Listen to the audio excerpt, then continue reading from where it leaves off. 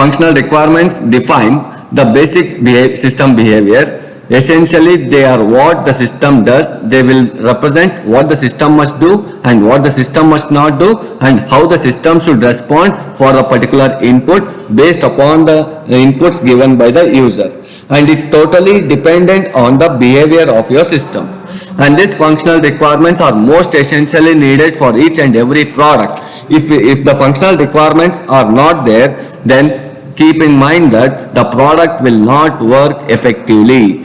Why? Because there is no proper input, there is no proper output. If there is no proper input and proper output along with the model which has been used for the development of the product, then it is useless product. It is considered as useless product. So the functional requirements are most essential requirements which are needed for us in order to get the proper output.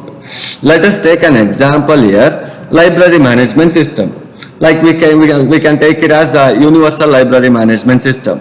So what are the functions that are required for me? Why I want to develop a library management system website. So what are the major important functions which is required for me is, one is the user shall be able to search the documents which is required for him using that particular library system. Second one is the system should provide an opportunity to the user to view the document in a proper manner. And the third one is each and every order must be identified. Each and every book must have its own unique identification number. This unique identification number is the one which is an unique ID which will be provided for each and every book in order to identify the number of books availability and the number of books which has been received by the customers and the number of books which are under the reference sections. So these are the three important functions which majorly deal with library management system here. So when it comes to the library management system, there are different functions. One is the user is going to search for the book, the user is going to buy the book, the user is going to borrow the book, the user is going to give that particular book back to the library system. There are different things, and at the same time the user can also view the PDFs of a particular book. So these are considered as the functions of your system, of your library management system. Identifying the functions of the system is dependent on the type of software which you are going to develop, and this particular functions will help you to know how your system is going to behave in future once you embed all the functions together in a single platform which is called as library management system. And this is what about the functional requirements.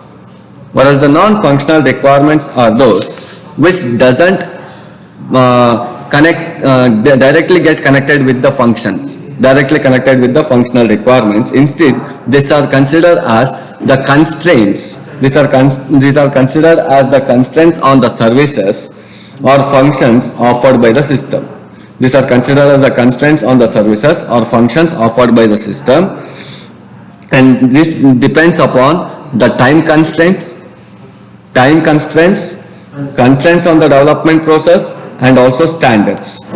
Okay, and this particular non-functional requirement is the one which always deals with how the system is going to perform the operation as soon as the input is given by the user. As soon as you click on something, it must give the output. What is the time constraint that has been taken by the system as soon as the user has given the input to the system?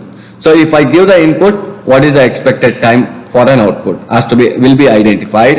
At the same time, the behavior of the system, as soon as you click on button 1, it must give the information related to button 1 only. If it gives the information related to button 2, even if you click on button 1, if it gives the information of button 2, then it is an abnormal behavior of the system.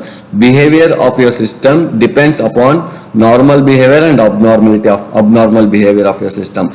Based upon the input, the user has to get the output. So it depends upon the time complexity, it depends upon the user inputs, it depends upon the type of the system, it depends upon the type of features that has been allocated to the system. And this particular non-functional requirements are broadly divided in the form of properties. Here we are speaking about user requirements and product features, whereas here we are going to deal with product properties and user expectations. What are the properties of the product? Based upon these particular properties, what is the expectation of the user will be identified by taking the support of non-functional requirements here. Okay. So this